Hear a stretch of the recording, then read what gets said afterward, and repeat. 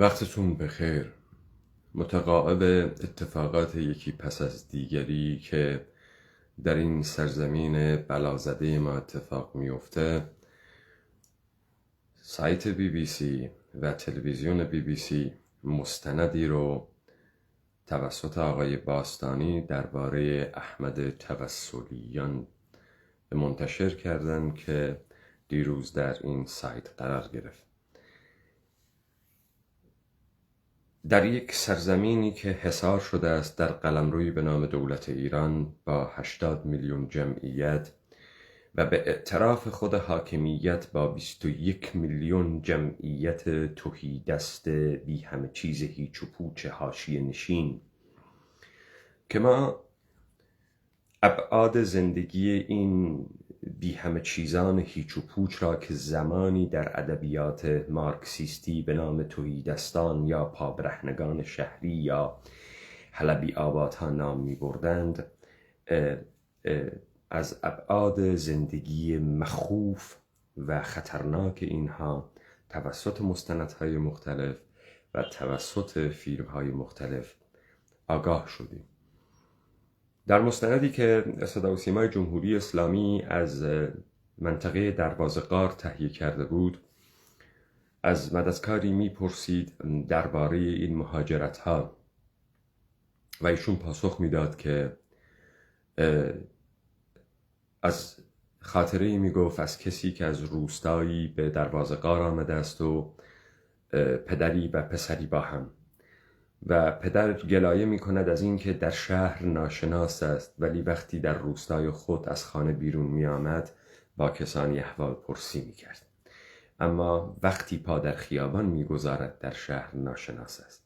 و ایشون میگه که مزیت مهاجرت کردن بیشخصیتیه و بیشخصیتی اون حاله امنیه برای کسانی که مهاجرت می کنند.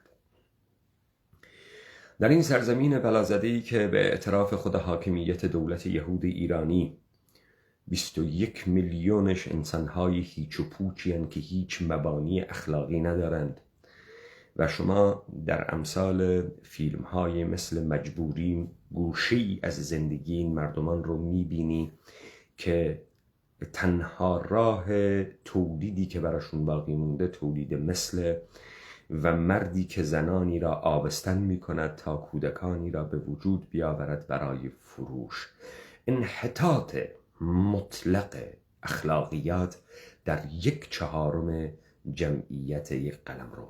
در کنار این 3/4 جمعیتی که دل خوش کرده است به تبلیغات و پروپاگانداهای رسانه‌های فارسی زبانی که خبر از منجی غربی و آمریکایی می‌دهد که با معیارهای حقوق بشری و دموکراسی برای او آزادی‌های سیاسی را مهیا خواهد کرد تا او به کارهای غیر سیاسی بپردازد و به آزادی‌های غیر سیاسی بپردازد. پرده برداری از ماجراهایی که رسانه‌های مختلف تعقیب می‌کنند در برساختن ذهنیت‌ها و بی تفاوت نشان دادن رفتارهای مردم نسبت به سرنوشت خود، کاریه که آخیز کردوار سربخو میخواد ازش پرده بر بداره و در این پیچ خطرناک تاریخی و در این گذرگاهی که دولت یهود ایرانی با همکاری اربابانش میخواهد این مسیر را به سلامت به سوی ابدی کردن نهاد انقیادگر حاکمیتی به نام کورپوریشن یهود ایرانی طی بکند، در مقابلش خواهیم ایستاد و اجازه نمیدیم که این مسیر رو به راحتی طی بکند. به همین خاطر تلویزیون BBC مستندی ساخته است از ماجرای احمد توسلیان، فرمانده سپاه تهران، که در سال 1361 در لبنان ربوده شد. من فرازهایی رو از این پخش میکنم. ببینید، برای اینکه به اهمیت این داستان پی ببریم و چیزهایی که من گفتم، کسانی که با دست گزارشاتی از پارادایم شیفت 57 که ما در یک سلسله دیبیت های فیسبوکی و کلاب هاوسی ثابت کردیم که انقلاب نبود و خمینی چهره برساخته بود و یک پارادایم شیفت اتفاق افتاد برای فاز دوم دولت ایرانی و مولود ناقانونی حرامزاده سپاه پاسداران.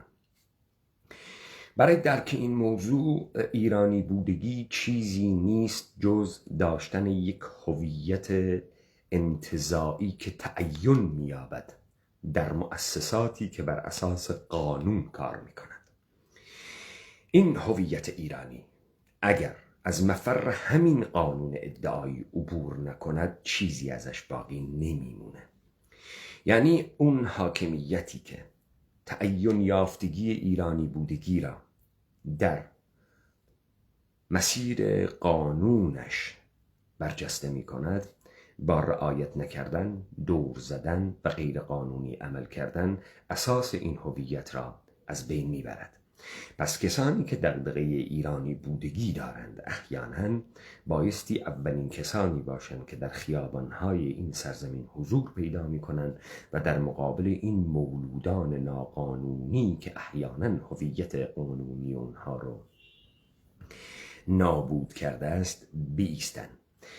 من از 21% جمعیت بی اخلاق هیچ و پوچ صحبت کردم، نه به تنهایی بی همه چیز بودگی که شامل اکثریت مردمان این سرزمین می شود. اما هیچ و پوچی، ببینید شما به یک اثر بسیار مهمی از انگلز که مراجعه می کنید، اون هم وضعیت طبقه کارگر در بریتانیا است، در اواسط قرن 19 روندی رو از جرم و جنایت و بزهکاری و بی اخلاقی رو که طبقه بی همه چیزان بریتانیایی طی می‌کنند رو براتون گزارش میده. از اونجایی که بزهکاری رو به عنوان اولین شکل مقاومت و مبارزه طبقه کارگر بریتانیا معرفی میکنه.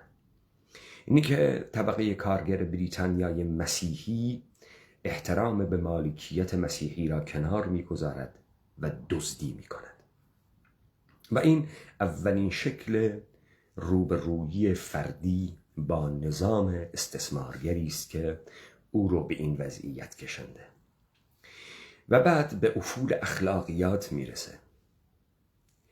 انسانهایی که دیگر غیر قابل خوانشند و در جاهایی که زورشون به قانون نمیرسه مجبورن تأسی بکنند و تن بدهند به قانون، اما نه قانون مدارند و نه اخلاق مدار.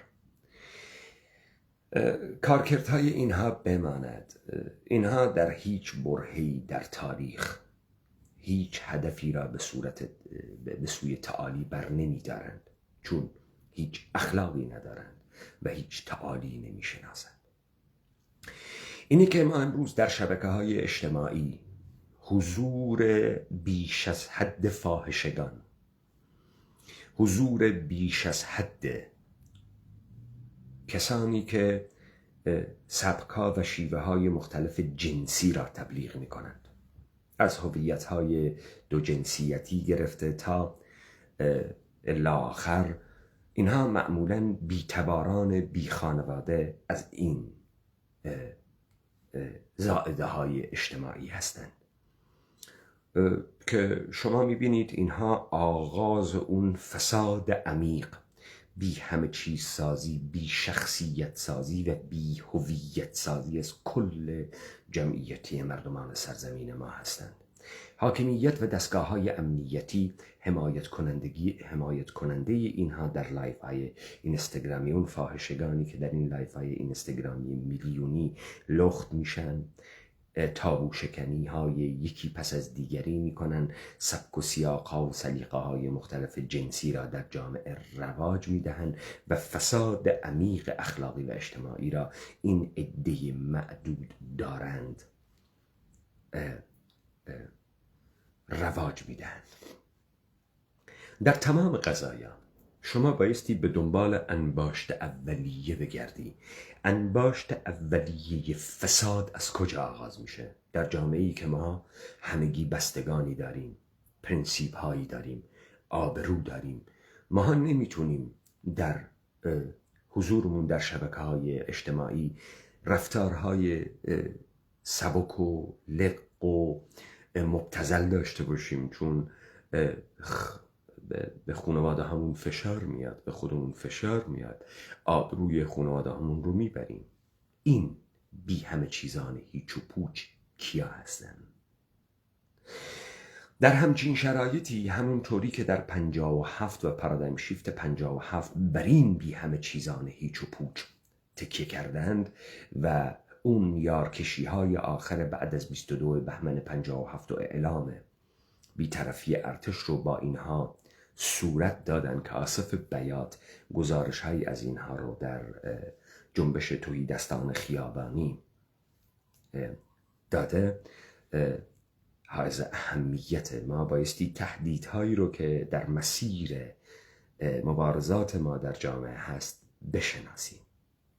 پس اینها تعدادی از این بی‌هویت هایی هستند که نه تبار دارند، نه پدر و مادر دارند، نه اخلاق دارند، بلکه اینها نیروهای دست حاکمیت و کورپریشن ها برای مطلقاً هیچ و پوچ سازی مردمان، از بین بردن و در هم کوبیدن تمامی مقاومت ها هستند. در کنار این ما یک جمعیتی رو داریم که این جمعیت سرگردانه. رسانه ها و بمباردمان هایی که رسانه ها کردن با این اپوزیسیون های کلونی دولت ایرانی و اربابان غربیشان مردم ما را دچار بدسوادی، دچار توهم منجی و دچار توهم شیک بودگی کردند تا مراحل بعدی رو بتوانند پیش ببرند. حالا برمیگردیم این که BBC به چه نیتی و چرا این مستند احمد توسلیان را میسازد. من بارها گفتم که این دولت ایرانی، دولت آمریکایی، دولت یهودی مسیحی است و این یک کورپریشن است بر این سرزمین سوار شده. حالا در لوای این مستندها ما سعی میکنیم این ادعاها رو اثبات بکنیم.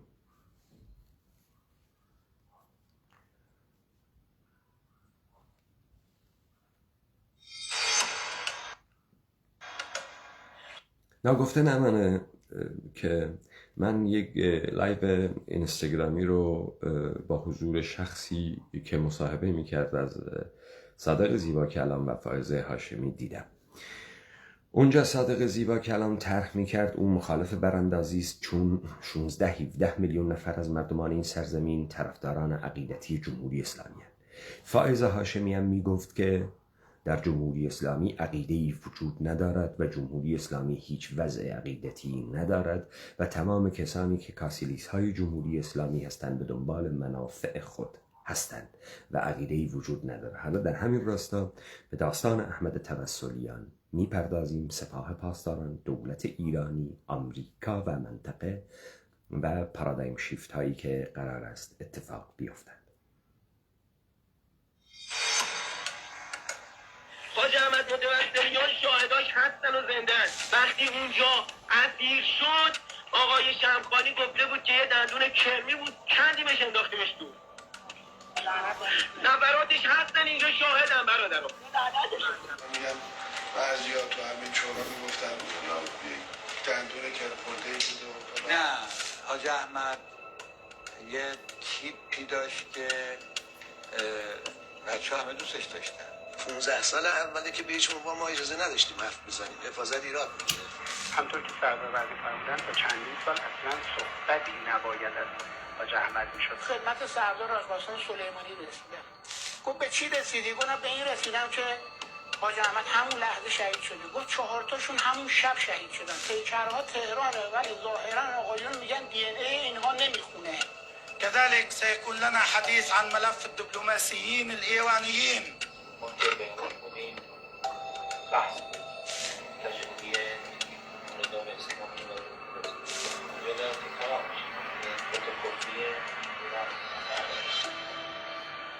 40 سال پیش احمد متوسلیان فرمانده نیروهای اعزامی سپاه به سوریه در لبنان ناپدید شد.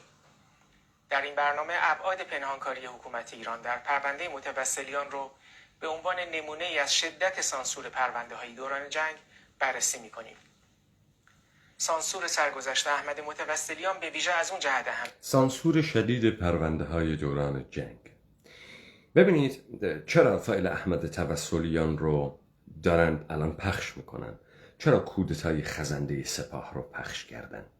ببینید در تعقیب چهره عوض کردن حاکمیت، سپاه پاسدارانی که امروز تمامی شاهرگ ها و تمامی مویرگ های این جامعه را در هم تنیده است و ابعاد بزرگ منطقه‌ای از یمن تا لبنان رو به خود گرفته است و تمامیت عراق را بلعیده است، قرار است تغییر چهره بدهد. همونطوری که 1858 کمپانی هند شرقی تغییر چهره داد.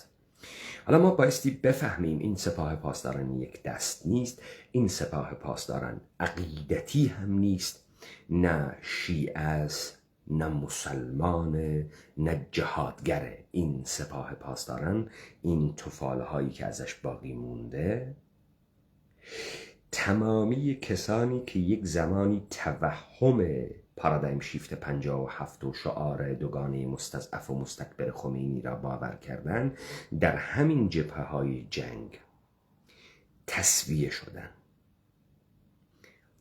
ما این رو البته ثابت میکنیم، این سخنان رو. شما تا اینجا داشته باشید احمد توسلیان مهمترین چهره تأثیرگذار سپاس.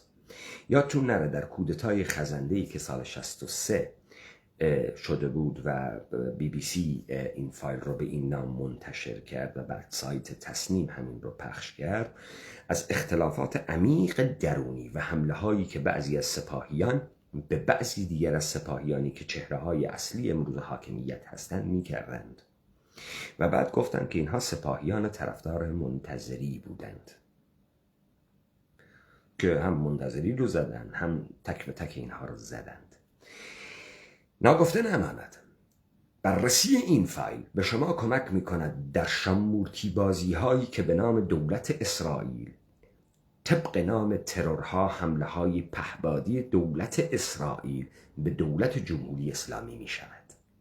در همین سروبندی که به بهانش حسین طائب را از کار برکنار می کنند، سرنوشتش مشخص نیست، خیلی از مهره های ریز و درشت رو میزنند به خاطر اینکه تصفیه حسابهای درونی به راحتی اتفاق بیفته، به خاطر اینکه بتوانند رقبایی را که میتواند ایجاد مزاحمت بکند رو به راحتی از سر راه خود بردارند.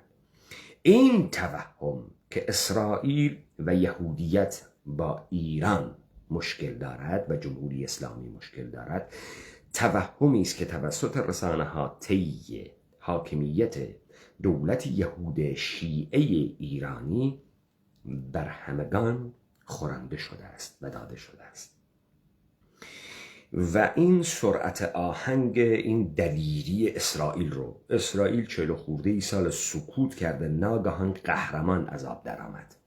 ناگهان در دوران اخیر اسرائیل تبدیل به هرکول شده، زور و بازی داره در میاره و این خیلی مهمه که ما بفهمیم اسرائیل داره کمک میکنه به این پارادایم شیفت و تغییر چهره، یا اسرائیل داره حاکمیت دولت یهود ایرانی را تهدید میکنند، اونم برای سپاه پاسدارانی که نه عقیدتیه نه دوگانه مستکبر مستضعف، داره بزرگترین قاچاق مواد مخدر رو در اختیار داره، بزرگترین ترافیک سکس رو میکنه، مسئله از هم پاشیدگی اخلاقی جامعه ما رو داره تعقیب میکنه، سلیقه های مختلف جنسی رو داره در جامعه تبلیغ میکنه و فحشای عمیق روح روانی که در جامعه ما و در تمام منطقه داره بروز میده. سپاه پاسداران برای فهم این بایستی این فایل ها رو بررسی کرد.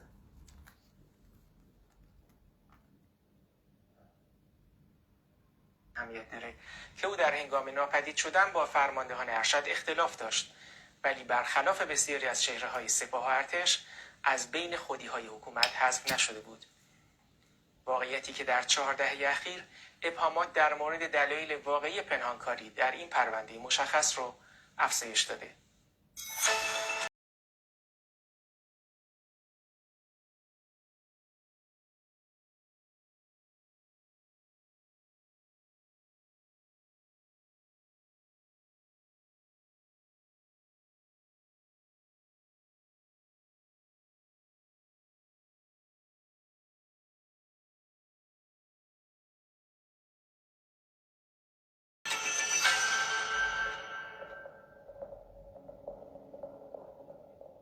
احمد متوسلیان فرمانده تیپ 27 محمد رسول الله تهران بود که مهمترین یگان رزمی سپاه محسوب میشد.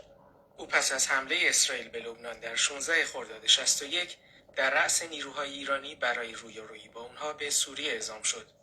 هرچند در 31 خرداد آیت الله خمینی تصمیم به جنگ با اسرائیل در میانه جنگ با عراق رو نتیجه بازی خوردن مسئولان دونست و دستور بازگشت نیروها رو داد که در این توطئه ما هم یه قدری بازی خوردیم. در پی این دستور بیشتر نیروهای اعزامی به تدریج به ایران برگشت. خب داستان از این قراره. 3 خرداد 61 خرمشهر آزاد میشه.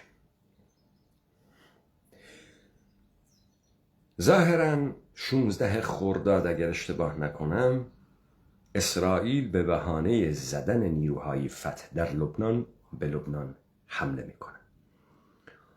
ظاهراً شورای دفاع تشکیل جلسه میده و خامنه‌ای به عنوان رئیس جمهور وقت میاد و اعلام میکنه که یگانهای زرهی و نیروهای رزمی را برای جنگ با اسرائیل میفرستند. علی خامنه‌ای به خاویر پرزدکویر نامه می نویسه و به شروط قطعنامه 598 به قطعنامه صلح و آتشبسی که صدام حاضر است بپذیرد این شرط رو هم اضافه میکنه که دولت عراق بایستی اجازه بده که نیروهای ایرانی از خاک عراق عبور بکنند تا با اسرائیل بجنگند. دولت عراق هم این پیشنهاد و این شرط رو میپذیره به شرط این که صلح برقرار بشود. سال 61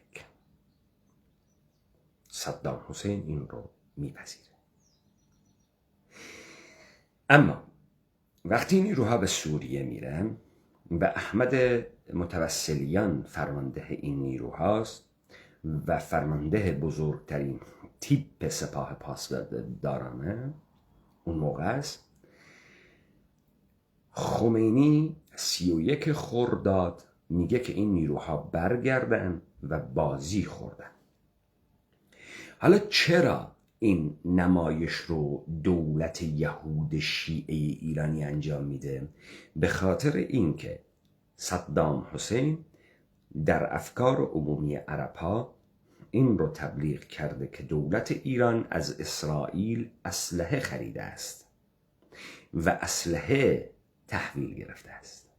دولت ایرانی به خاطر اینکه در افکار عمومی عرب‌ها خودش رو از دست نده و عقبه خودش و حمایت خودش رو از دست نده به عنوان انقلاب اسلامی که میخواهد حق انحصاری دشمنی با اسرائیل را در ید خود بگیرد که متقابل اون ما امروز میبینیم جهان عربی دیگر نیست، ناسیونالیسم عربی دیگر نیست و آخرین هیکلش که صدام حسین بود از بین رفت توسط آمریکا و اسرائیل امروز با عربستان و سعودی و بحرین و قبل ترک مصر بود و اردن بود وارد پیمانهای مختلف شده است، ظاهراً بر علیه تنها دشمن اسرائیل که دولت یهود ایرانی باشد.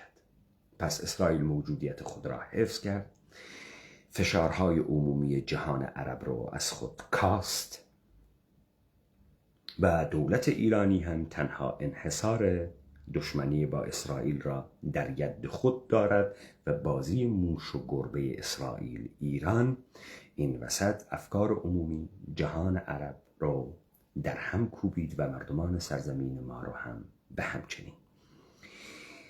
حالا احمد توسلیان از اون نیروهای عقیدتی بایستی باشه که باور میکنه دوگانه مستکبر و مستضعف رو مثل تمامی جوانهایی که در این سپاه بر اساس تشیع و اندیشه های شریعتی و این عدالت اجتماعی و وضعیت چریکی جهادی دهه 70 و 80 جهان، اینها بازی رو باور میکنن و اینها رو یکی پس از دیگری میزنن و حذف میکنن. همونطوری که در ابتدای این مستند گفت، شمخانی که معاون فرمانده کل سپاه پاسدارانه که محسن رضایی باشه میگه که دندان کرمویی بود کندیم دورش انداختیم.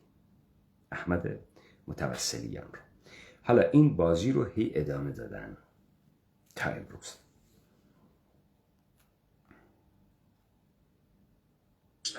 ولی در 14 تیر 61 متوسلیان در یک پست بازرسی به اسارت شبه نظامیان لبنانی متحد اسرائیل در اومد. به همراه او محسن موسوی کاردار سفارت ایران در بیروت، کاظم اخوان خبرنگار و تقی رستگار مقدم راننده هم روبوده شدند. در دهه‌های اخیر صدا و سیما برنامه‌های بیشماری در مورد احمد متوسلیان پخش کرده که همواره نکاتی کلیدی از زندگی این فرمانده رو سانسور کردند.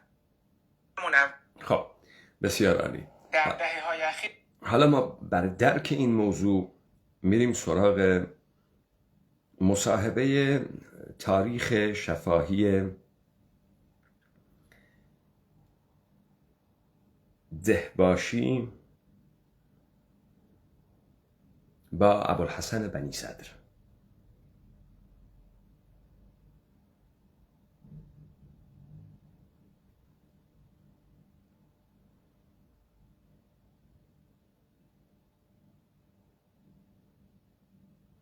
من خیلی عذر میخوام، این فایل ها رو آماده کرده بودم من ظاهراً دیوایس دچار ایراد شده.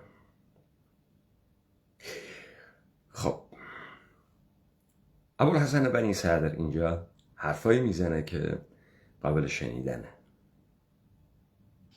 بسیار عملیات پشت جبهه دیگه، اونجور به اصطلاح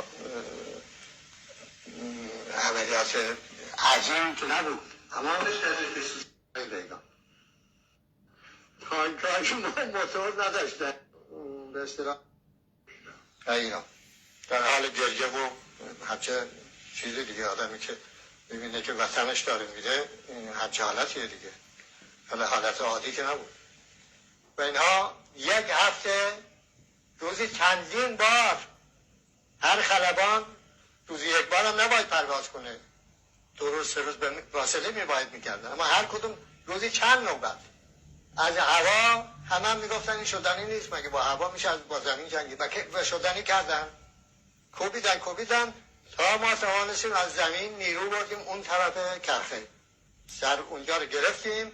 مانع این نجات خوزستان اینجوری شد، به همین رویه میهنی و این شوق و شور دفاع از وطن که در اینها بیدار شد و احساس غرور انسانی که کردن که میتونن نقش رستم بازی کنن. درسته؟ نه درسته. ملاحظی که باید حقیقت گفت، تاریخ هم هست و شهادت میدن. این دوره است که اولا خب روز اول که همه فکر میکردن سقوط قطعی دیگه، که ما وسیله دفاع که نداشتیم. همچی که تا دیدن نه، مقاومت شد و خطر سقوط رفت شد. 20 روزی که گذشت، 1 ماهی که گذشت، دیدن خطر سقوط رفت شد، بازی شروع شد. حالا نمونه های تاریخیه که برای شما رو روشن کنه وضعیت چجوری بود. آقای خمینی در قانون اساسی اختیار اجرایی نداشت. آقای خمینی در قانون اساسی اختیار اجرایی نداشت. آقای ابوالحسن بنی صدر میگه، رئیس جمهور وقت آن زمان. ما در تحلیلی که از پارادایم شیفت 57 کردیم به این فراز رسیدیم که آقای عباس دوزدوزانی در سال 58 داره از چگونگی تولد سپاه پاسداران سخن میگه. در پورتان امام خمینی کد مطلب 48837. تاریخ مطلب 30/6/1396. سرمقاله: امام فرمود بروید سپاه را تشکیل دهید. عباس دوزدوزانی از پایه‌گذاران سپاه انقلاب اسلامی. ابوالحسن بنی صدر میگه در قانون اساسی که خود همین جمهوری اسلامی تصویب کرده بود در سال 58 طی اون شرایطی که بر جامعه تحمیل کردند، خمینی باز مقام اجرایی ندارد و حق دخالت ندارد و حق اقدامهای غیر قانونی ندارد. خمینی شخصیت قانونی نیست. همونطوری که این هویت ایرانی را شما از قانونی بودن میگیرید. ایشون میگه که در آخرین روز فروردین سال 58 که امام خمینی در قم به سر می بردند، اعضای این شورای 12 نفره به این نتیجه رسیدند تا برای کسب تکلیف از امام خدمت ایشان برسند و نتیجه تصمیمات خود را به ایشان برسانند. به همین جهت این شورا تصمیم گرفت تا بنده، یعنی عباس دوزدوزانی، و آقایان محسن رضایی و رفیق دوست خدمت امام برسیم. ما امام را در اتاقی که ایشان تفسیر سوره حمد می‌فرمودند ملاقات کردیم. در آن دیدار امام رو به ما فرمودند مسئله‌ای که دنبال می‌کردید چه شد؟ من گفتم تقریباً به نتیجه رسیده ایم، ولی هنوز دولت موقت به ویژه آقای یزدی معتقدند که باید سپاه را دولت موقت تشکیل دهد. امام هم این مسئله را نفی کردند و فرمودند بروید سپاه را تشکیل دهید و ما این فرموده را فرمان دانستیم. پس خمینی فرمان مکتوب ندارد. تشکیل سپاه پاسداران فرمان مکتوب ندارد. فرموده را آقای دوزدوزانی و رفیق دوست و رضایی فرمان تلقی کردند. خمینی همون موقع هم شخصیت اجرایی نیست. خمینی همون موقع هم در پارادایم شیفت 57 وقتی به محمد رضا پهلوی میتازد از ناقانونی بودن محمد رضا پهلوی بر اساس قانون مشروطه سخن میگه. خمینی همون موقع دولت موقت رو که تنها نهادی است که حق قانونی دارد ظاهراً در اون شرایط با اعلام بی‌طرفی ارتش دور میزنه و ابراهیم یزدی وزیر امور خارجه رو که مخالفت میکنه با تشکیل سپاه و میگه که دولت موقت باید سپاه رو تشکیل بده دور میزنه. این مولود حرامزاده سپاه که نه حکم خمینی را دارد نه مولود قانونی است، به این هیولایی تبدیل شده است که دارید میبینید در ماجرای احمد متوسلیان هم دارید تعقیب میکنید. بنی صدر میگه که سال 60 این اوایل جنگی که اینا میتونن جلو پیشروی ارتش عراق رو بگیرند، خمینی دوباره شروع میکنه به اقدامات غیر قانونی. همینجا اشاره کرد که ایشون هیچ مقام اجرایی در قانون اساسی نداره. خب سرزمین ما را این هیولاهای یهودی مسیحی در اختیار گرفتن و از اونجایی که مطمئنن از این که این جامعه از هم گسیخته است و کسی در مقابلشون نمیسته و اینها با رانت نفتی که در اختیار دارند توانستند این از هم پاشیدگی را ایجاد بکنن، داستان رو تعقیب میکنن. خب ما ادامه سخنان بنی صدر رو گوش میدیم تا به تحلیل اوضاع بپردازیم. بنابراین قانونا حق دخالت در امور کشور رو نداره. برخلاف این قانون اساسی بدون اطلاع رئیس جمهوری خب بنی صدر داره این رو متهم میکنه به قانون شکنی در بسیار سطح بالایی، دور زدن قانون که احیانا هر کسی رو در این سرزمین گرفتن بر اساس قانون محاکمه، زندان و اعدام کردن و بایستی شخص خمینی رو اول نفر میگرفتن و اعدام میکردن. آقای صادق طباطبایی رو فرستاده بود برای گفتگو با کی؟ با امریکایی، با دستگاه ریگان. خب خمینی صادق طباطبایی رو فرستاده بود برای گفتگو با آمریکایی ها. خود خمینی آمریکایی انگلیسی. برادرزاده خویش آقای رضا پسندیده را فرستاده بود برای با همین آقای کروبی و اینها برای گفتگو با اون دسته رقبای آقای کارتر، یعنی ریگان و بوش، باز بدون اطلاع رئیس جمهوری. شما که مطلع شدید که تماس بردیم؟ نه، حالا به شما میگم. اون صادق طباطبایی در 8 اکتبر پیش من آمد. میشه چقدر؟ اما چند روز بعد از جنگ. حالا تبدیل تاریخی میکنه، چون اینا رو با به تاریخ‌های فرنگی برگردونید برای اینکه در این خارج روزمره موضوع چیز بوده.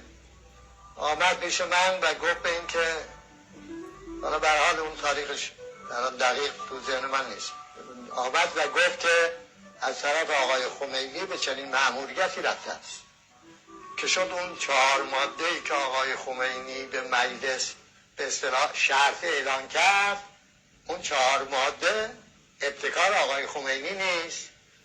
ما 4 ماده است که به تصریح امریکایی ها آقای کریستوفر که اون وقت معاون وزارت خارجه بود، بعدم شد وزیر خارجه کلینتون، داده بود به آقای صادق طباطبایی و ایشون داده بود به آقای خمینی به نشان این که ایشون وقتی اینها رو اعلام میکنه یعنی ایشون آماده است مسئله گروگان ها رو بر طبق این شروط حل کنه، که مجلس هم همون 4 شرط رو تصویب کرد که با اینکه من به مجلس نامه نوشتم، به آقای خمینی هم نامه نوشتم که آقا این 4 شرط زیانهای اساسی برای ایران داره.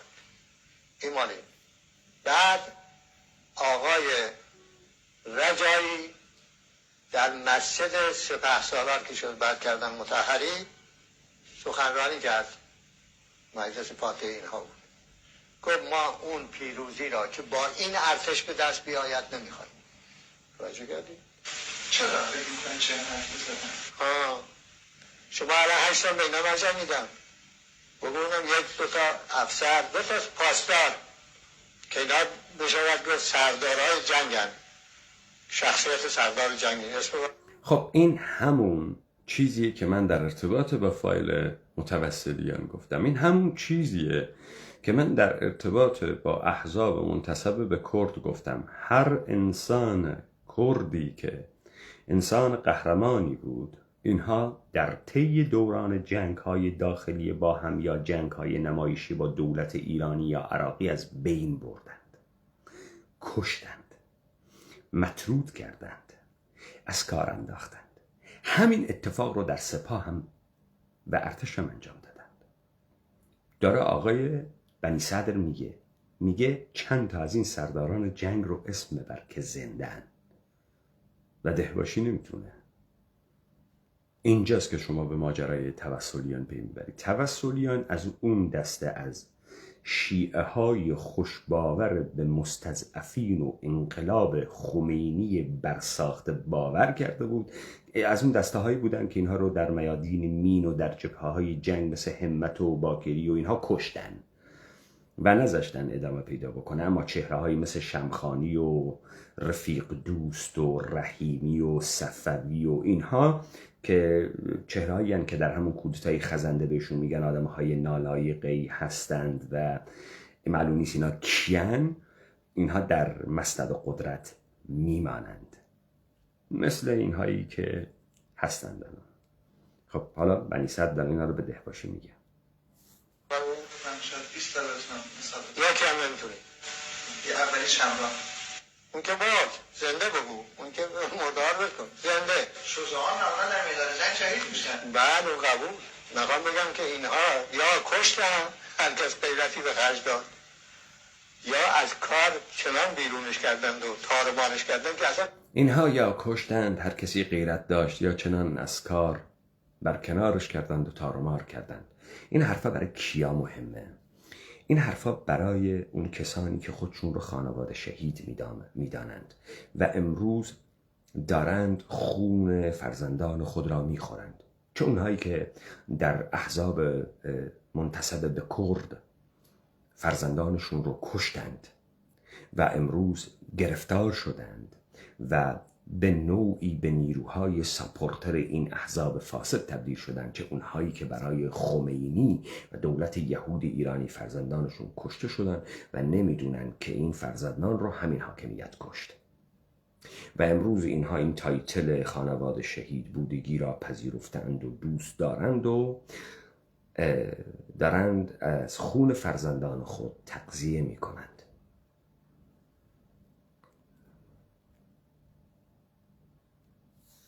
اسمی ازش نموند، چون نمیخواستن پیروزی نظامی را هم نمیخواستن. چرا نمیخواستن؟ برای اینکه میگفتن که این ارتش اگر پیروزی بشه بعد میشه سرخر این رژیم، مزاحم میشود. خودش دیگه حکومتی نبودش که بشه براش. اونها این جور دیگه‌شی میخواستن، اونها به این فریب خورده بود. حتی من با آقای خمینی اونا این فریب رو خورده بودن. فریب کی رو خورده بودن؟ این آقا بنی صدر میگه فریب. بنی صدر تحلیل نمیکنه چون وقت خودش هم در همین دار و دسته میفته. بنی صدر نمیگه 57 خمینی را برمیسازند، نمیگه، نمیتونه تحلیل بکنه که این پارادایم شیفت و انقلاب نیست. میگه فریب آمریکایی ها رو خورده بودن در ماجرای ایران گیت.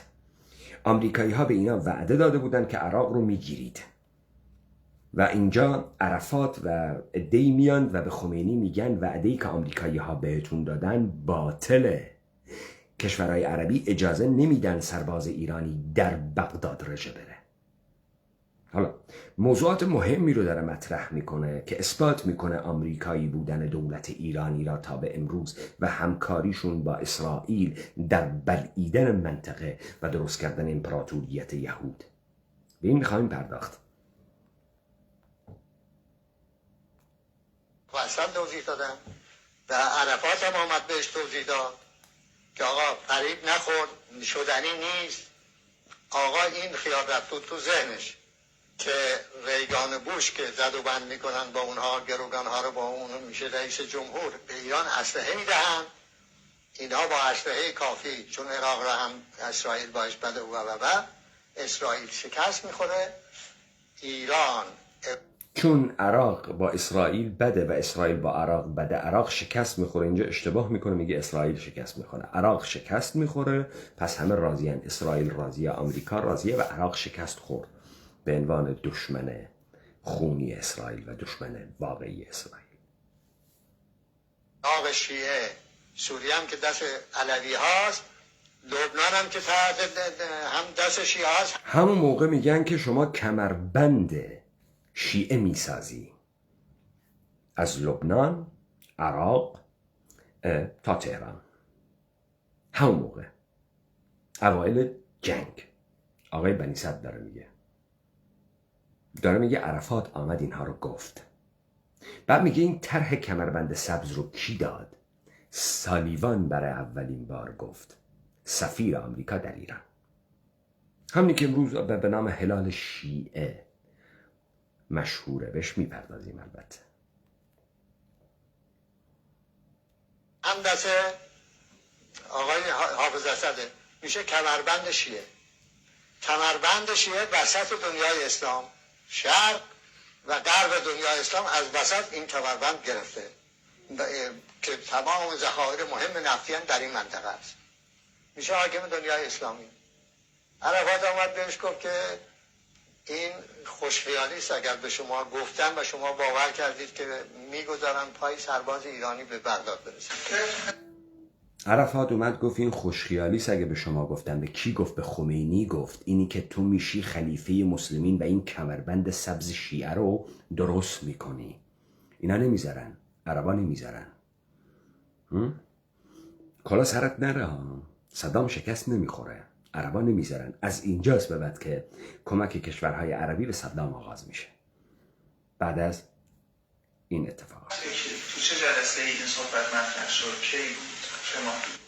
حالا این که عرفات 2 دفعه که با چیز آمد، با اون سران 8 کشور آمد و حالا احتمال زیاد داره همین یکی از این 2 آمدن 2 دیدار بوده. خودش برای شما حضور داشتید؟ بله جناب، بله هم حضور داشتم. هم بعدم رفت به همه این آقایان یکی گفته بود، هم به این هاشمی رفسنجانی گفته بود، هم به دیگران گفته بود.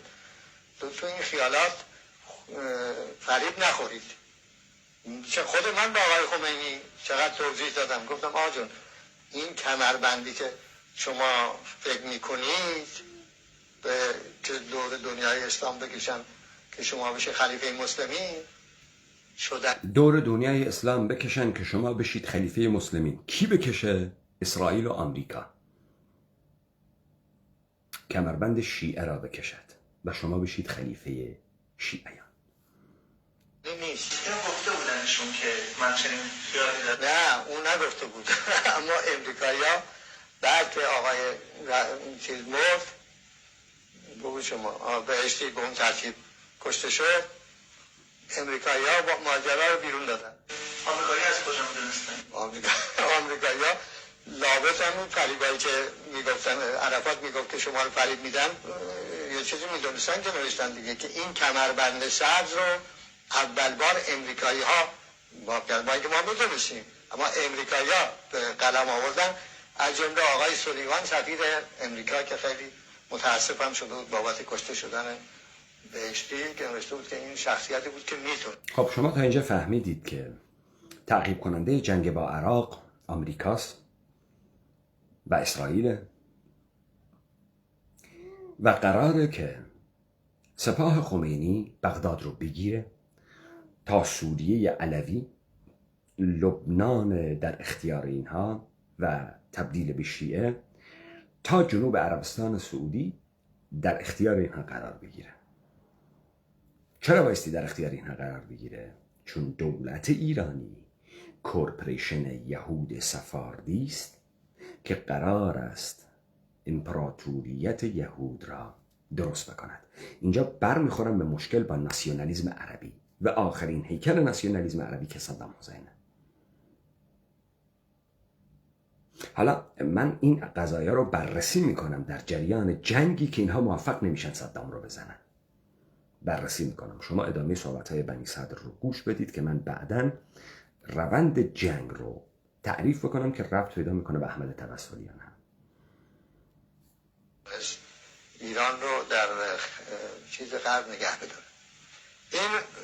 ایشون این همچه تصوری داشت که اسلحه کافی به ایشون میدهند، ایشون هم عراق رو میشکنه، عراق میشه تابع ایران، سوریه هم که علویست، اون لبنان کمربند سبز، معروف به کمربند سبز. این سوالی داشتم که چون اسرائیل شما آوردید، یکی از صحبت‌هایی که بعدها تنشر این بودش که ایران در ابتدای جنگ از اسرائیل سلاح دریافت کرده. شما به عنوان فرمانده کل قوا این رو تایید می‌کنید؟ فرمانده کل قوا عرض کنم به شما این همون ماجراییه که تحت نام تحریم ایران و تحریم تسلیحاتی ایران بعد از گرفتن سفارت آمریکا بارها تکرار شد و اسرائیل تسلیحات به دولت اسفاردی ایرانی داد. اسرائیل داد تا بتواند جنگ را فاتح بشود، که این بهانه‌ای که احمد متوسلیان رو به سوریه میفرستن پاک کردن همین اذهان عمومی عرب هاست که دولت ایرانی داره از اسرائیل اسلحه میگیره که با صدام میجنگه. حتی اونجایی که دولت عراق حاضر میشه که خاک خودش رو در اختیار ارتش و سپاه بذاره که اینها برن به جنگ اسرائیل، اما این کار رو نمیکنن. در همین مستند حسین باستانی میگه که خمینی میدانست، نقل قول میکنه که چرا اینو برمیگردن، یه نقل قول میکنه از صیاد شیرازی که من در ادامه اگر بشود اون رو پخش میکنم، که میگه که ما به دیدار خمینی رفتیم با محسن رضایی و گفت این بچه‌هایی رو که شما بردید اونجا اگر خون از دماغشون بیاد من مسئول اونها نیستم و ما اونها رو برگردوندیم. در صورتی که خمینی 19 خرداد با اعلان علنی که خامنه‌ای کرده بود که ما نیروی یگانهای زرهی و رزمنده میفرستیم برای درگیری با اسرائیل از این موضوع خبر داشت. اما چرا سریعا جلوش رو نگرفت؟ چرا گذاشت این نمایش رو بدن به سوریه برند و برگردند و بعد احمد متوسلیان این فرمانده رو اونجا بکشند؟ به قول شمخانی دندان کرمو، شیعه تندرویی که حرفای خمینی رو باور کرده. یک روزی در دسفورد من دیدم اون اتاق اون طرف صدای این فکوری فریاد، به قول ایرانی 7 خونه میره. آقای انتظاریون رو گفتم برو ببین این چرا این داد و قرار چی میکنه، برو ببینم این چی داد و قرار چه مناسبت داره، با کی این کارا رو میکنه. آمد گفتم چه خبره، گفت هیچی. گفتم آقا یعنی چی داد و قرار چرا میکنه شما؟ گفت خرید اسلحه است. گفتم این مسئله مربوط به وزارت دفاع است. علالقاعده من آدمی نیستم که در اموری که به من راجع نمی شود مستقیم دخالت کنم. اما با این حال چون این دادقال ها شما کردید، خب این چی شده که این دادقال اینجور لازم داشته؟ گفت والا این یک کسی رو آقای بهشتی به ما معرفی کرده به اسم حیدری ما این رو فرستادیم اسلحه بخره و او رفته اسلحه بخره، بعد به ما اطلاع دادی که اسرائیل حاضر اسلحه بفروشه. ما به امام مراجعه کردیم و ایشون اجازه دادن، گفتن از شیطان هم میشه خرید، در جنگ جایز. و حالا این ملک پولا رو بالا کشیده. چطور شما مطلع نبودید به عنوان فرمانده کل قوای ایران؟ حالا من به شما بگم که در اولا نه به رئیس جمهوری مربوطه، نه به فرمانده کل قوا. خرید اسلحه مربوط به وزارت جنگی به حکومته، یعنی به آقای رجایی مربوط میشد. اولا من نمیباید دخالتی میکردم. کلیتش که به حال در سیاست خارجی ایران بود؟ در سیاست خارجی ایران نه، در سیاست خارجی ایران خرید اسلحه قاچاق جز سیاست خارجی ایران نیست. عرض کنم به شما، گفتم شورای دفاع رو تشکیل دادم، به تهران آمدم با این آقایان. این کورپوریشن نامشروع ناقانونی همه نوع قاچاقی رو و همه نوع بازار سیاهی رو برای اربابان یهودی مسیحیش در منطقه باب کرد و حلقه های و شبکه های مختلف قاچاق کالاهای مختلف رو و خدمات مختلف رو در این منطقه نهادینه کرد. همین صفحه دارم. اینجاست که بنی صدر میگه که سیاست رسمی وزارت خارجه خرید اسلحه قاچاق نیست که. خب تا برید از اسرائیل بخرید. همین آقای خامنه‌ای حاضر تو اون جلسه بود. گفتم که چی میگه دنیا به ما که ما از اسرائیل اسلحه بخریم با عراق بجنگیم؟ و این قرار است که خب بریم با خود صدام معامله کنیم دیگه، که ما که حاضرین با اسرائیل اسلحه بخریم چرا با این آقا نکنیم؟ و گفتم که این آقایان میگن آقای خمینی موافقت کرده. قرار شد که شورای دفاع تصویب کرد که نه، اسلحه از اسرائیل خریده نشد. خب میگه من رفتم به خامنه‌ای گفتم این چه وضعیه آقا، اگه قرار از اسرائیل اسلحه بخریم بریم با صدام همین کارو بکنیم. مگه شما شعار نمیدید ضد یهودی هستید، ضد اسرائیل هستید، ضد رژیم صهیونیستی قاصد ارض مسلمین هستید؟ مگر شما حکومت اسلامی نیستید؟ چرا نریم با صدام این کارو بکنیم؟ صدام که ضد اسرائیلی. میگه که قرار شد خرید رو از اسرائیل نکنند. یه مقداری این حرفا برای اون دسته از نیروهای عقیدتی، اون چیزهایی که صادق زیبا کلام میگفت که جمهوری اسلامی نیروهای عقیدتی شیعه مسلمان هم دارد، احیانا دارد. و این یک دولت شیعه است و این نیامده است که سرزمین رو نابود بکنه، مردمانش رو بی شرف و بی کرامت و بی اخلاق بکنه. نیومده از یک جمعیت 80 میلیونی یه شهر 11 میلیونی درست بکنه، یعنی 1/6 کل جمعیت این سرزمین رو بریزه در یک شهر، در صورتی که هندوستان 1,400 میلیونی بزرگترین شهرش که دهلی نو باشه 30 میلیونه. قیاس بکنید نسبت جمعیتی هندوستان رو با نسبت جمعیتی شهر دهلی رو، قیاس بکنید 80 میلیون رو با 11 میلیون تهران رو، 11 میلیونی که اکثریت غالبش بی همه چیزان هیچ و پوچن از مردمان این سرزمین. هواپیما خریداری شده بود و قرار شد دیگه خریداری نشود. تحویل شده بود اجناس. نمیدونم الان که شده بود یا نشد بود، ولی خیلی نبود، مثل چند 20-40 هزار دلار یا همچه حدودا بود، چیز رقمی مهم نیست. اسرائیل رقمش خیلی نجومی در این رابطه میگن چندین هواپیما سلاح رو ایران تحویل داده. بعد از کودتای 60 راست میگن، حالا که از صحبت 80 میلیون. خب بعد کودتای 60، یعنی این بارها دولت ایرانی وقتی مشکل میخوره، یعنی برای اینکه بتونه فتح بغداد بکنه بهش اسلحه میده اسرائیل، آمریکا بهش کمک میکنه. ولی ما رو بعد از کودتاست نه قبل از کودتا. شما فکر کنید ممکنه 80 میلیارد. خب این آمریکایی ستیزی و اسرائیل ستیزی در ساحل چیست؟ برای منحرف کردن افکار عمومی ضد آمریکایی و ضد صهیونیستی مردمان منطقه، مردمان خاورمیانه، تا بتوانند انحصار دشمنی با اسرائیل رو به دولت دست نشانده خود بدهند، که موفق شدن و شما در طی این سالیان دارید میبینید. حالا میرسیم اونا میشه 80 یا نمیشه. من به وزیر دفاع گفتم که شکایت بکن به دادگاه در فرانسه از این شخص، از این آقای حیدری. هیچ اثر عملی هم نکرد، پرونده هم خوابید، چون آقای وزارت دفاع ایران به موقع لایحه‌اش رو نداد به دادگاه، نتیجه پرونده مختوم شد. داستان خرید اسلحه در اون دوره این بود. خب ما گفتیم که هر جایی که صدام حسین قدرت گرفت و ظاهراً مغلوب جنگ نبود، آمریکا و اسرائیل به کمک ایران علنا آمدند.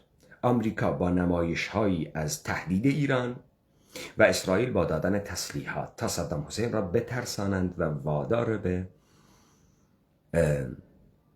صلح بکنند. ببینید یک مقطعی تا فتح خرمشهر فراز و نشیب‌هایی پیش میاد که صدام نمیتونه بیشتر از اون بره و دوره‌هایی است که یک توقف‌های صورت میگیره. بعد از گرفتن خرمشهر هم باز این اتفاقاتی که گفتیم میفته، داستان ماجرای احمد متوسلیان و اون ماجرایی که خمینی برای پاک کردن چهره خودش به راه میندازه. این دوره ارتش عراق دچار کمبود تسلیحات و اینها موفق میشن که بعضی از زمین ها رو پس بگیرن و حتی بعضی از نقاط عراق رو به تصرف در بیارن، تا اینکه ارتش عراق سال 65 دوباره تجهیز میشه، هواپیماهای خوبی دریافت میکنه، یگانهای زرهیش تجهیز میشن و آمریکا دوباره وارد میدان میشه با داستان جنگ نفتکش ها که صدام رو مجبور به پذیرش این داستان بکنه. حالا فراز به کجا میرسه؟ صدام مجبور میشه بپذیره، صدامی که الان دست بالا داره و نمیشه هیچ جوری به صدام قبولاند. همونطوری که شما شنیدید عرفات گفت که اجازه نمیدن سرباز ایرانی در بغداد رشه بره، کشورهای عربی این اجازه نمیدن. تا اینکه ما به سال 66 میرسیم. سال 66 6 اسفند سال 66 با دستور ارباب آمریکایی اجبار صدام حسین و دولت ایرانی قرار میشه وجه مصالحه رو حلبچه تعیین بکنند. یعنی که صدام میآید مردمان خود را میزند، لذا خمینی بایستی جام زهر رو بنوشه، چون رفسنجانی بعداً میگه که صدامی که مردمان خودش رو با بمب شیمیایی کشت، این بمب رو اگر در اصفهان و در تهران میزد ما چه کار میکردیم؟ ما در دادگاه‌های تریبونال حلبچه، دادگاه‌های قیامتیان حلبچه، با حضور شاهدین مختلفی که در اون روز در حلبچه بودند که یک سند مانای تاریخی است و بالغ بر 40 دادگاه هست، اونجا ثابت کردیم حتی دولت ایرانی مصدومان این شیمیایی رو در شهرهایی مثل کرمان، مثل تهران نشان عموم مردمی میدهد که به استقبال اینها میآورد تا ببیند که تا مردمی رو که تحت شعار مسیر فتح قدس از کربلا میگذرد رو وادار به تسلیم شدن و قبول این قطعنامه بکنه. ببینید کرونومتری کمک‌هایی رو که آمریکا میکنه که صدام حسین رو میترساند از ادامه جنگ با ایران و مجبور به دادن وجه المصالحه میکنه. ببینید یک جایی میگه که حالا ایران که قدرت نداره میخواد برگرده به جبهه کردستان. من این رو از دوره 12 ماهه انسداد سایت BBC گزارشی میده از عملیات‌های مختلف جنگ ایران و عراق. از پایان عملیات کربلای 5 در اسفند 65 تا شروع عملیات والفجر 10 ایران در منطقه کردستان در اواخر زمستان سال بعد تقریباً حدود 1 سال نه ایران پیشروی خاصی در خاک عراق داشت و نه عراق در خاک ایران. ایران در اواخر زمستان 66 تلاش کرد برای شکستن بنبست پیش آمده در جبهه جنوب با انتقال یگانهای اصلی تک کننده سپاه از جبهه جنوب به جبهه کردستان راهی به سوی تصرف شهرهای سلیمانیه، کرکوک عراق بگشاید و یگانهای زبده عراق را نیز از جبهه جنوب به شمال بکشاند. ولی علی رغم پیشروی نیروهای ایرانی در منطقه حلبچه و تصرف شهرهای بیاره، طویله، خرمال و حتی رسیدن به دریاچه سد دربندی خان در نزدیکی سلیمانیه، ایران نتوانست به 2 هدف خود، یعنی به خطر انداختن سلیمانیه و کرکوک و نیز کشاندن یگانهای اصلی عراق از جبهه جنوبی به جبهه کردستان برسد. در دادگاه قیامتیان حلبچه شاهدینی که در اون روزهای بمباران شیمیایی بودند گزارش میدهند که پل ارتباطی راه سلیمانی حلبچه را نیروهای حزب سوسیالیست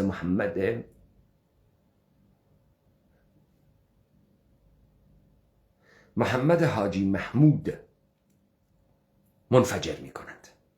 تنها راهی که مردم حلبچه دارند ازش در میرن و به طرف سلیمانیه میرن و جاده سلیمانیه‌ای که مردم حلبچه داره در میره ازش بعد از شیمیایی و قبل از شیمیایی که زیر آتش سنگین توپخانه‌های دولت ایرانه و سپاه پاسداران و اکثریت مردمی که کشته میشن و بعد مطرح نمیشه آمار اینها که از مردمان فراری حلبچه هستن توسط توپخانه‌های دولت ایرانی زده میشه. یک نیروی ارتش عراق اونجا نیست. هیچ نیروی ارتش عراق مقاومت نمی کند در صورتی که بولدوزرهای دولت ایرانی در منطقه حلبچه دارن جاده میکشن به طرف احمدآباد. همه دارن میبینن. مردم حلبچه به پاسگاه‌های امنیت عراق میرن و تقاضای اسلحه میکنن و دولت عراقی به اونها میگه شما حق دخالت ندارید. ارتش عراق هیچ مقاومتی در مقابل نیروهای ایرانی نمی کند. نیروهای اتحادیه میهنی، حزب دموکرات کردستان عراق، مردم حلبچه را در حلبچه محاصره می کنند و اجازه خروج نمی دهند. ولی این مردم نه یگانهای دفاع ضد هوایی دارند، نه سنگرهای محکمی دارند.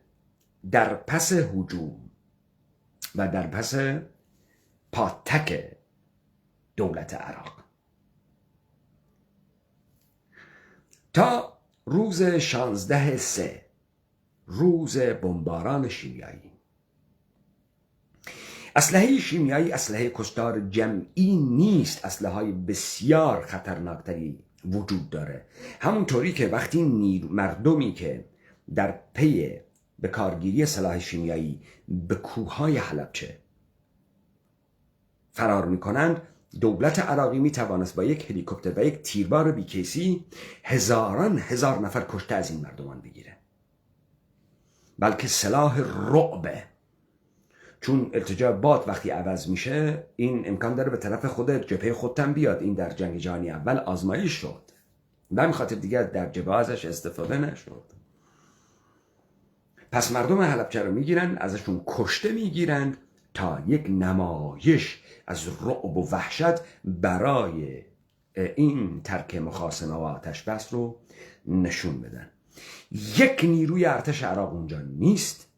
دولت ایرانی سلیمانیه را نمیگیرد، کرکوک را نمیگیرد و اون حرفی رو که BBC در این سایت زده که عراق مجبور میشه نگانهاش رو از جنوب بیاره نمیاره. عراق کلن بیخیال میشه، منطقه شمال و حلبچه رو و نیروهای ایرانی هم به طرف سلیمانیه نمیرن، به طرف کرکوک نمیرن و همونجا میستن.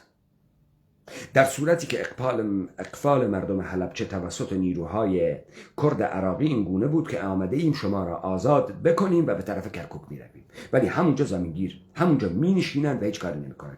یک نفر از نیروهای اتحادیه میهنی، یک نفر از نیروهای حرکت اسلامی، یک نفر از نیروهای حزب دموکرات کردستان عراق، یک نفر از نیروهای حزب سوسیالیست و تمام آن چیزی که بهش میگن جبهه کردستان عراق با بمب شیمیایی از بین نمیره. اما هزاران نفر از مردم حلبچه که طبق آمار خود مردم چیزی حدود 2 تا 2800 نفره، ولی اینها رقم روند میکنن و میگن 5000 نفر کشته نمیشه. همگی ماسکای شیمیایی دارن، همگی آمپولهای شیمیایی دارن، همگی طبق اعتراف محمد حاجی محمود حزب سوسیالیست در منطقه جوانرود در مانور عملیات شیمیایی شرکت کردند و نیروهاشون میدونند که چه اتفاقی خواهد افتاد. اما مردم حلبچه رو در شهر محاصره میکنن و اجازه خروج از شهر نمیدن تا این کشتیگیری اتفاق میفته. و این کار رو نیروهای کرد عراقی با همکاری دولت ایران و دولت عراق و ایالات متحده آمریکا میکنند.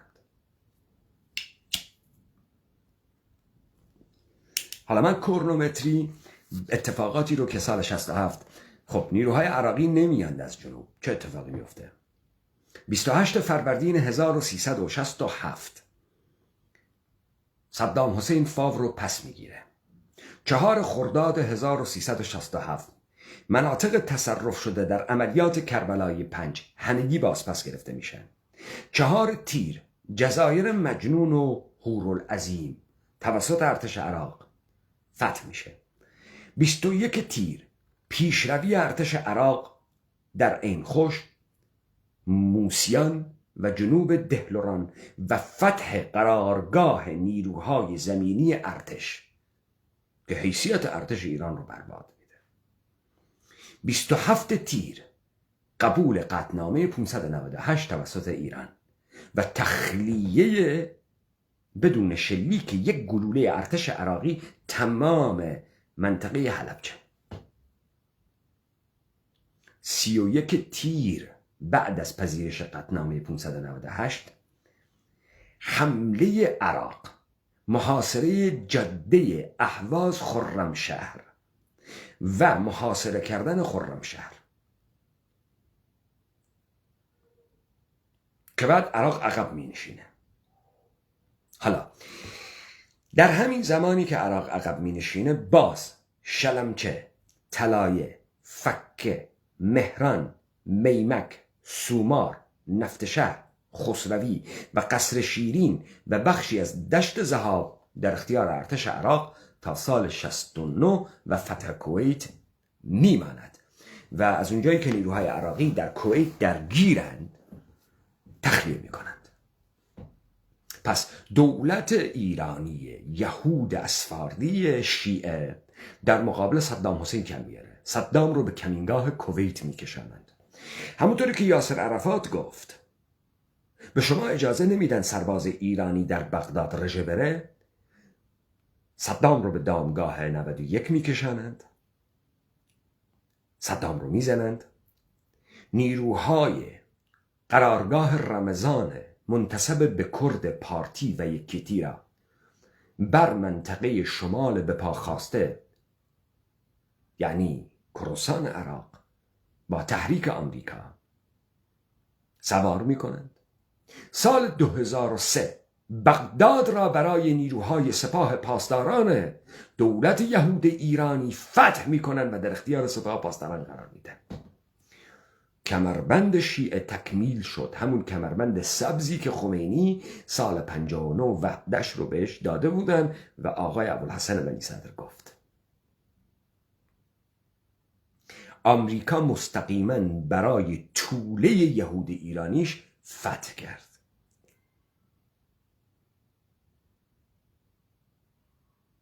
و شما دیدید عملا توله های دولت یهود ایرانی بر بغداد حاکمند، توله های جنایتکار منتسب به کرد در اقلیم کردستان حاکمند و اینا همگی توله های یهود جهانی و نظام سلطه یهودی مسیحی جهانی هستند که دارن این موزماربازی ها رو در میارن. حالا فایل احمد توسلی رو BBC برای چی داره پخش میکنه؟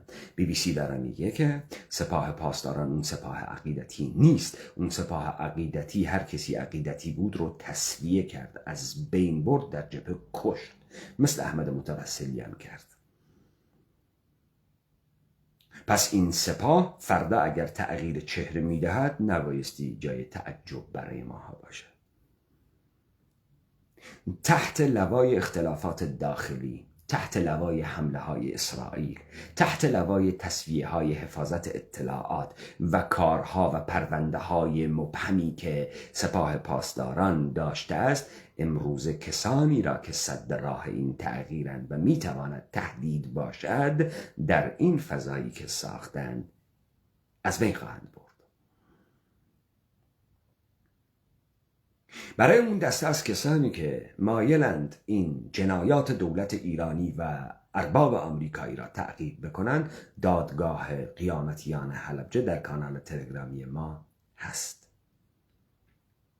و اون کشتاری که از اون مردم کردند. خب شما دیدید به هیچ کدوم از این اهداف نرسیدند. دولت عراق قدرتمند اینها رو پس راند و ارباب آمریکایی مستقیما عراق رو تحویل توله های یهودی حاکم در تهرانش داد. حالا دولت ایرانی برای ابدی کردن خود توسط ارباب آمریکایی وارد فاز سوم می شود و این اتفاقاتی که دارید می بینید مال اون فاز سومه که ما محکم در مقابلشون ایستادیم و اون دسته از بی همه چیزانی که تبدیل به کارمندان این دولت شدند. تمام این نمایش ها تصفیه حساب های داخلیه که مثل احمد متوسلیان یکی پس از دیگری شماهایی رو که فربه کردن موقع قربانی کردنتونه. وقتتون بخیر.